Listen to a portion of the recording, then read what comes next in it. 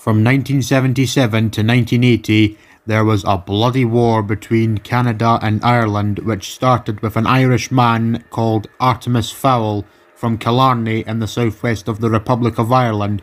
He was on holiday to Banff in British Columbia, which was the most western part of Canada, in October 1977. It had also been not very long since the release of Star Wars: A New Hope in North America. It was at one night where Artemis Fowl was in a pub, and that pub was full of loads of Star Wars fanatics that often get really heated if there's just the tiniest of a disagreement, and this Irish man had never seen Star Wars yet. But then came the moment that triggered something that went too far.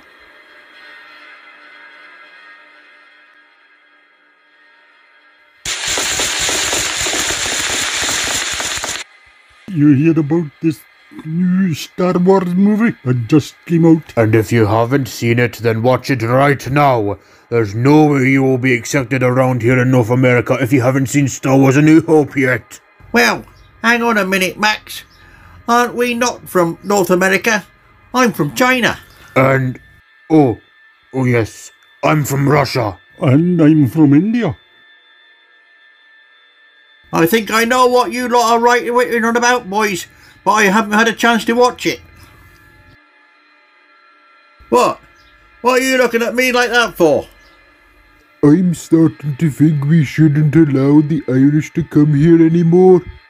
North America, being packed from top to bottom of Star Wars fanatics, declared war on Ireland just because an Irish guy said in front of massive Star Wars fans that they hadn't seen Star Wars: A New Hope, simply because they hadn't had the time to check it out due to everyday stressful work life. The war was ferocious.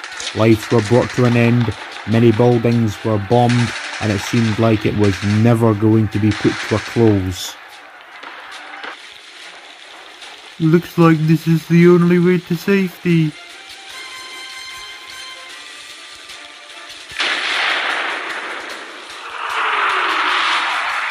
Oh, help!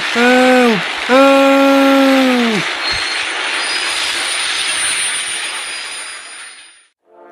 Luckily, Softy was taken back to the Irish coast, but a different crane. Since then, he had remained timid, shy, a scaredy cat, frightened of mice, of heights, and of loud noises, especially sirens. Before then, he was very overly confident and snobbish. But after his near-death experience, he was never the same crane again.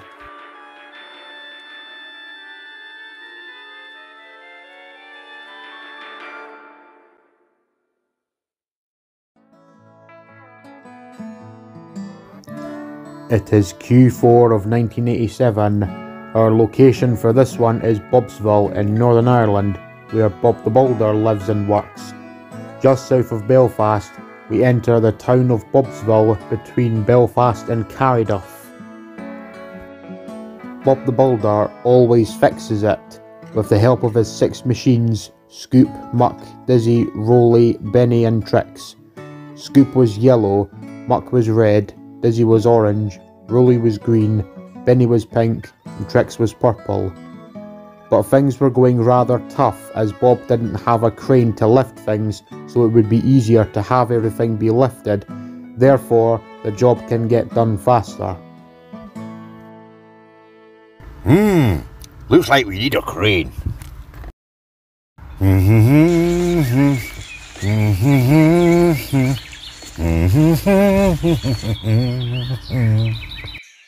Right, I'm pleased of how capable you 6 of things you can do, but you need help. We are in need of a crane, Scoop. I would like you to run me down to the Royal Victoria Hospital. I need to have a meeting with Sir Mario Fellow and diagnose these 3 people that are out of commission and analyse their samples to check and see if they're still alive or if they're dead. Also, while I'm there, I shall buy a new crane. And the rest of you, your usuals. Can we fix it?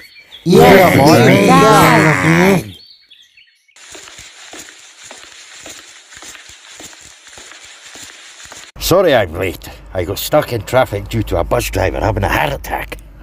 Just as long as you have safely arrived, safety is all that really matters right now. You may recognise about these incidents involving these three bodies here from if you've seen them in the news. This is about your dudes, I presume. Exactly, though two of the three are familiar with me. The first one to investigate with is Ash. What's wrong with him? He had pneumonoultramiscoscopy silico-volcanico-conesitis after he took on those bad puzzles. Sorry, what was that word I heard you say? Pneumonoultramiscoscopy-volcanic-conesitis. It's the longest word in the English language. It is what is used as reference to a lung disease. Let's just call it lung disease. He actually has lung fatigue, so maybe a short hint of cancer, something nobody wants to catch. And you know what the worst thing about this is? That Paul, who is right there, maybe won't pay for it. He's probably dead. Or maybe he isn't.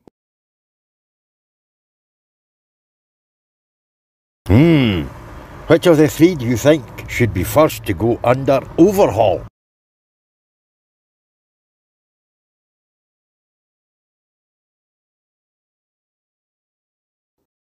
Ash! All right, let's get the doctors, but there is one catch on this.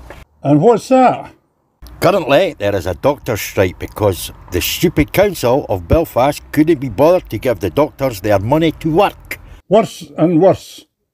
How long does the strike last for? Another 3 months at most, and something could go completely wrong if they are kept under the power of the anaesthetic for too long. They seem hard to be able to tell apart.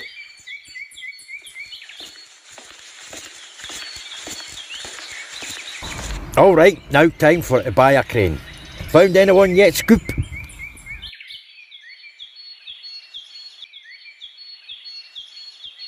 Hello, you must be a blue crane, just like one of these ones next to you. What's your name?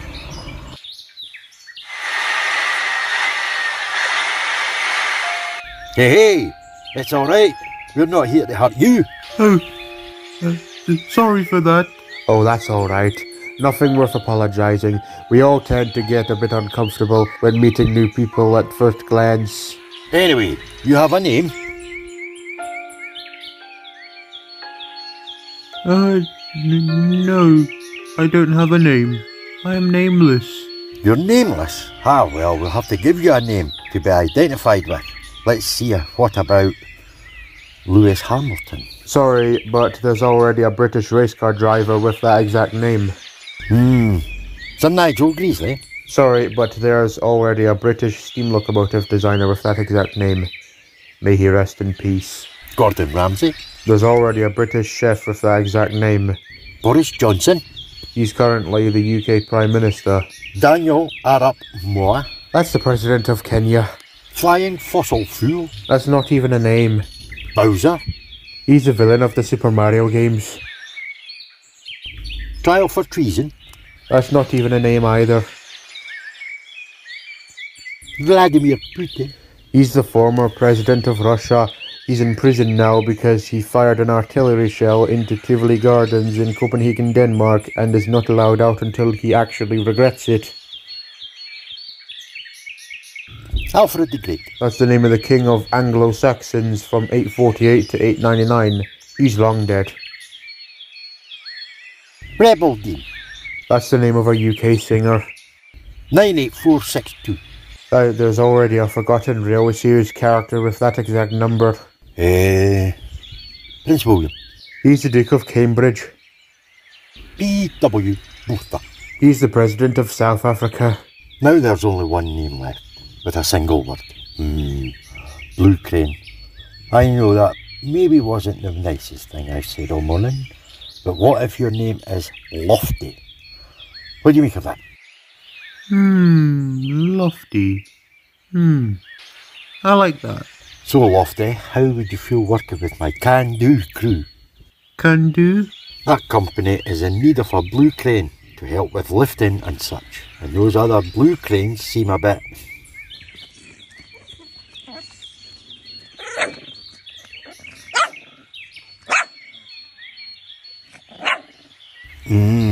yeah, they seem a bit demented, those fellas. So Lofty, what do you think your future being you working with my can crew through? Is there anyone there that are a little... I suppose you're asking if there's anything negative about anyone there. Like if there's anyone that can come off as nasty or mean. Actually, there aren't anyone around Bobsville like that. Though I would say watch out for Spud the Scarecrow. He can be a bit mischievous at times, but he doesn't mean any harm. He just does stuff for a chuckle.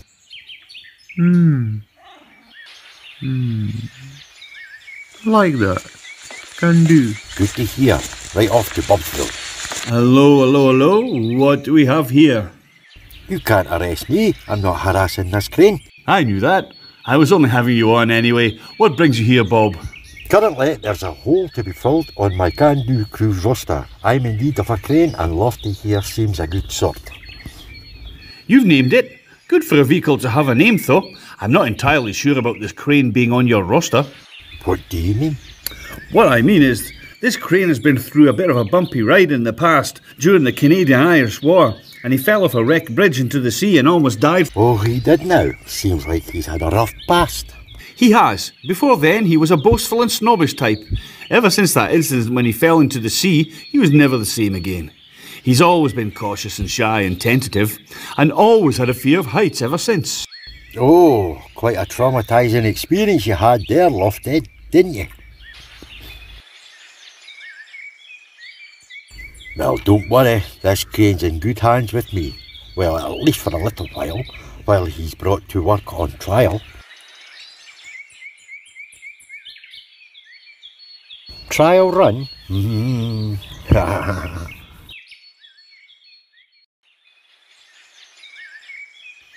wonder what happened when Bart come these boards into the tractor. Well, since no one is looking at you straight.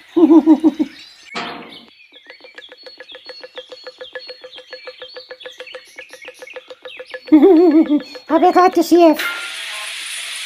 Oh no!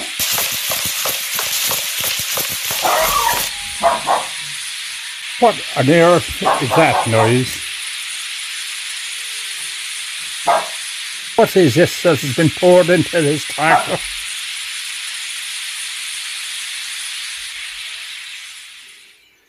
What? No! This is just me seeing things. This is pure imagination.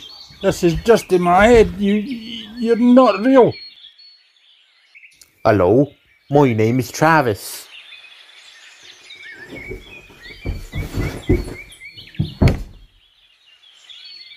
What's his problem? Ah yes, Fireman Sam was a massive hit with kids and adults alike. Now that I mention it, I wonder if I'll ever get my own show one day. Tonight we report a mouthing from British TV star who gained his debut to kids television, Fireman Sam. Hello all. Currently I'm in my bed right now, unwell with a mild case of breast cancer. And I say mild, so it's not too bad, but I'm meant to be stuck in my bed for the next 2 weeks. I was diagnosed with it this morning. But that aside, considering that my own show was a very big hit with those of all ages, I wanted to deliver a speech of my own to commemorate how pleased I am with the end result in the end of the result of Season 1 of my own show, which started airing on Tuesday. I am very heartwarmed at seeing all the positive feedback and it has been receiving this week. And I also want to thank the great John Alderton for his narration. And I feel that it is going under fabulously. The idea of me getting my own show came from someone who maybe wasn't the smartest person in the country, but certainly is someone with outlandish decision-making, as a way to take his number down and get his autograph. You know exactly who I'm talking about, don't you? Anyway, we're getting off topic. Anyway, I really enjoyed acting for it, and if it ever does get greenlit, I'm looking forward to Season 2 next year. Wonder what Rob Lee is on with his imaginations. I think one of my favourite moments is when the TV exploded in Telly Trouble. I literally fell out of my seat. I had to assume it may have been a jump scare. No. I should have said presume, because we all know what to assume is, don't we? What? What are you laughing at? You certainly know how to brighten some nights, don't you? All the machines were fast asleep, but not Lofty. He gasped up at the starry sky, wondering how he would benefit on the can-do team. He felt rather conflicted about his place, wondering exactly how to prove himself, but he didn't know which of two paths to go before landing on a decision to prove himself. The first of two paths was maybe he just had to stay as his and prove his strength and usefulness improvisingly. The second of the two was for him to go out of his way and prove himself there, but he wasn't entirely sure what one to land on. And you know what ends up happening on the absence of absoluteness. Mind games and personal war start to come into view. But he was too tired to think of any of that, and conflictingly went to sleep.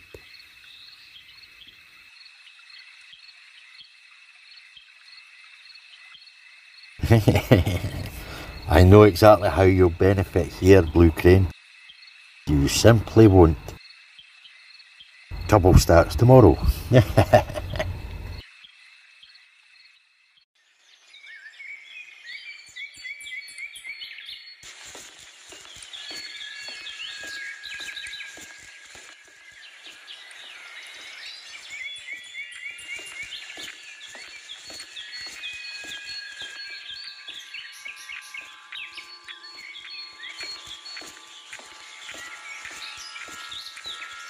What the devil do you think you're doing? Creeping up behind me is going to give me a bloody heart attack, you creep.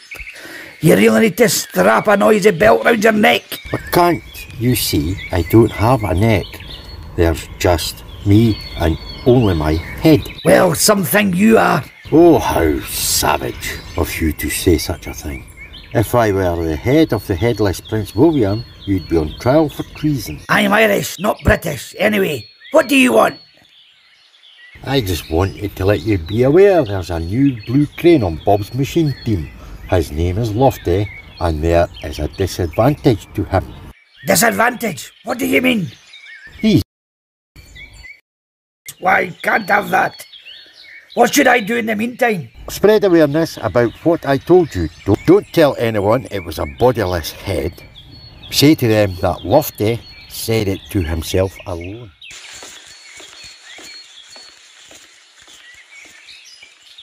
A job well done. I'm going to see how this rumour progresses around the place without needing me to pass it on more than once.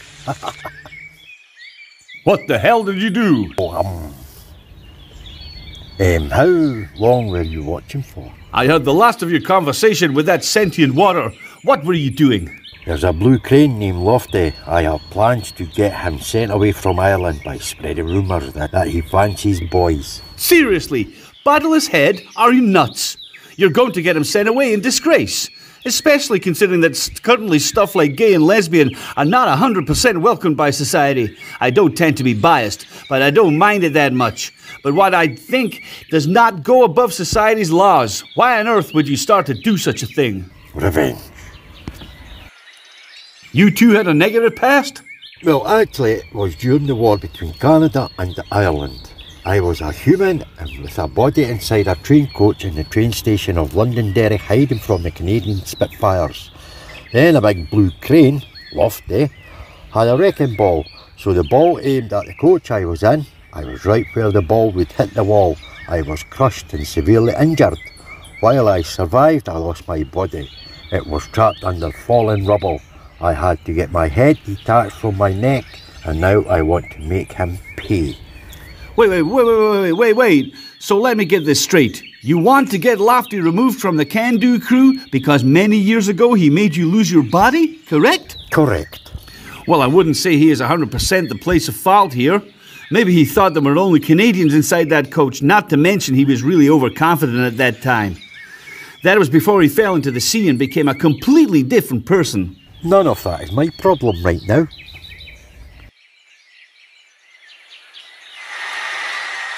I suppose it is refreshing to be lifting drains for the people to be checking them to see if they're blocked. Hi, Lofty. Hi, Lofty. Whoa, easy there. Right, Farmer Pickles, we're here at the crime scene. What happened?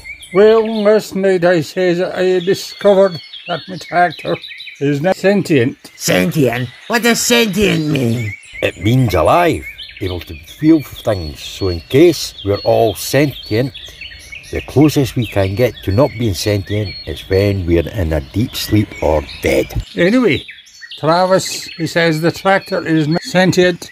The moment it talked to me, I keeled over and I passed out. I have absolutely no idea how on earth this happened. Well, not too long ago there was a similar incident in the National Railway Museum in York where two of its locomotives gained faces. Some chemical must have been poured into them. Whatever that chemical is, it must have the power to make faceless vehicles become faceful. Maybe it's the work of a certain scarecrow. Spud! Spud! Come out of there this instant. Oh, I'm in trouble now. Spud, have you got anything to do with this once faceless, now faithful tractor? Oh, well, I suppose I have had a bit of involvement in trying to get it to come to life. What liquid did you pour into it? I know this may sound ridiculous, but it's blackcurrant that went into it. What? You poured blackcurrant into my faceless tractor? Blimey, I'm confused. I thought a vehicle would break down as a result of introduction of blackcurrant to its system. Where do you sit with that, Emma? Now I'm starting to question. How am I alive? How are the other machines alive? How is bloody Thomas the Tank Engine alive? Quite a realistic question. Sometimes I also question if we could get pilchard or scruffy to speak like us humans.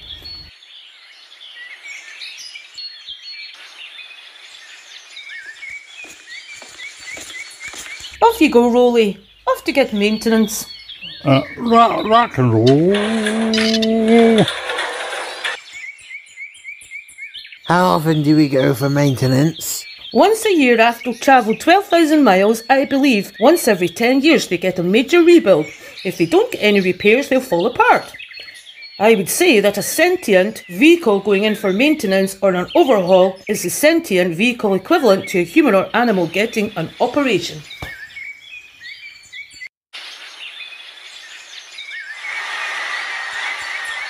Hi there, I'm Spud, squawking squirrel. I'm just squawking around like a squawker. How about you? Well, I've heard a story about a blue crane named Lofty. He fought to survive during the Canadian-Irish War. He fell into the sea while on a collapsing bridge. He survived but was very antisocial crane. After that, I also know that the blue bloke in question is you. yeah. Ever since that incident, I was never the same again. Understandable. Wanting me to do the birthday dance.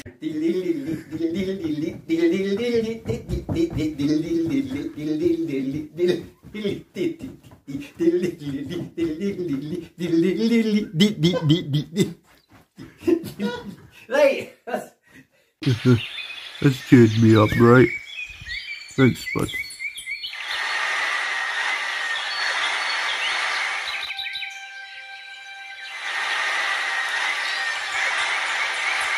Get out! Whoa, wait, what's going on? You know exactly what's going on, Blueberry. You're gay. What? No, I'm not. I don't even know what that means. Hey, pipe down all of you. What's going on? We've been hearing that Lofty appreciates to be with men more than with women. I do not know what this whole gay situation is about, but to avoid any further psychological harm, I'm sorry I have to do this, Lofty, but we are running out of budget right now. Considering our experimentation to get more faceless vehicles to become faceful, your work has been impressive. But gay is a rather sensitive topic. Currently speaking, society seems not to be very fond of it, but to prevent this rumour from going any further and getting any more damaging, I'm very unfortunate, have no choice but to send you away. But I...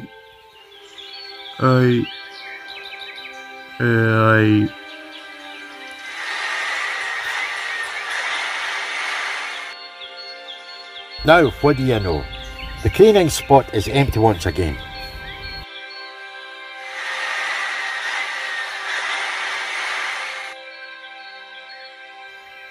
Perhaps I have no place here after all. You may not necessarily have a place here in Ireland, but it isn't the only place you'll find yourself on. Who said that? It is I. It is who? Where's your voice coming from? Who are you?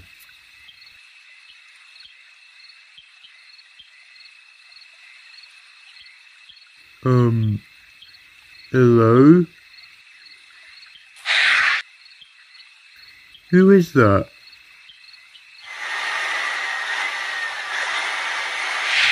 Oh, where did it go?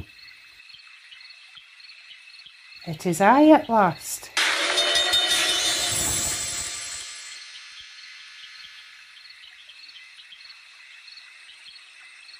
What are you doing out here in the cold? What? Who are you? I am Atta. What are you doing out here in the cold? Especially considering that winter is just coming up. Oh, I got kicked out. You did? How? What happened? I was brought by a builder named Bob on trial to work with his can-do crew. I was slightly starting to settle in when suddenly a faceless tractor became faceful. Then suddenly there was some rumour going around that I fancy boys. Some rumour that you're gay? What disgusting pig would want to do such a thing to you? Wait, what does that mean? It means a boy who fancies boys, or in female terms, a lesbian, which is a girl who fancies girls. Oh, well, I haven't much of a fancier myself, at least right now anyway. Don't worry. If Ireland can't accept you because of what has been going on with you and gay, then I have a place of my own where no matter if you are gay or lesbian or anything like, or just simply straight, you are welcomed. Oh, really? Yes indeed, but first I'll have to shrink you to the size of a toy car. And how are you going to do that? I don't know how it feels to get shrunk. I don't think it feels too sore, just a bit bizarre. And how are you going to shrink me? Like this.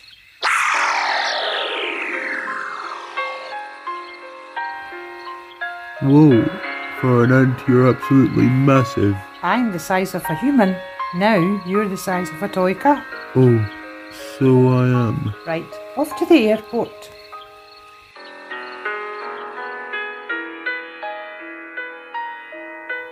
What do you think lies beyond that washing machine? My home. So, you mean to go straight through it? Exactly.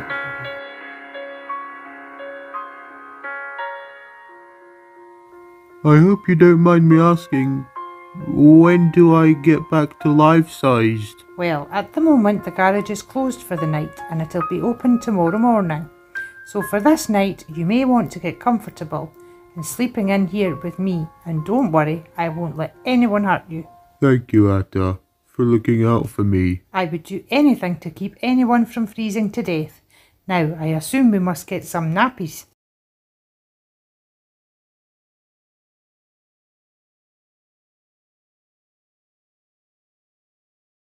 Right, now all you need to do now is press the birth button, and as a result, it'll awaken. It's alive! Next time is part 1 of a series of Scottish railway tours where Shrek runs into a Scottish peahead at the Nethy Bridge Hotel. Prepare for a raging rivalry.